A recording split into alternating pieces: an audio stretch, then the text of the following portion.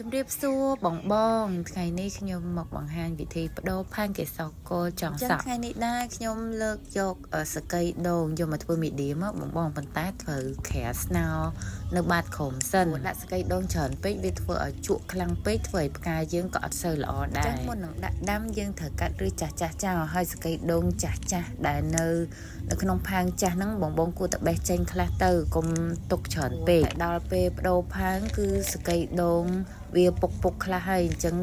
អត់គួរដាក់ទាំងសកៃដូងចាស់ទេបងធ្វើបែបនេះទៅផ្កាកេសរកលប្រកាសជាដោះល្អពេលយើងប្របែករួចអញ្ចឹង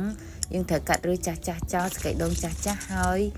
យើងដាក់ស្នោនៅបាតក្រោមផាំងអញ្ចឹងបងការដាក់ស្នោយើងដាក់ស្នោដុំប៉ុនមេដៃមេជើងអញ្ចឹងបងសកៃដូងក៏ដូចគ្នាដែរដាក់សកៃដូងកុំដាក់សកៃដូងម៉ត់ដាក់សកៃដូងប៉ុនមេដៃមេជើងដូចគ្នាហើយយើងដាក់បានពាក់កណ្ដាលមកយើងដាក់គុំផ្កាកេសរកលយើងហ្មងទៅហើយ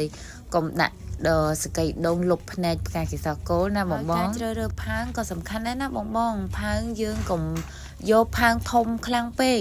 យើងមើលទំហំដើមកេសរកលយើងថា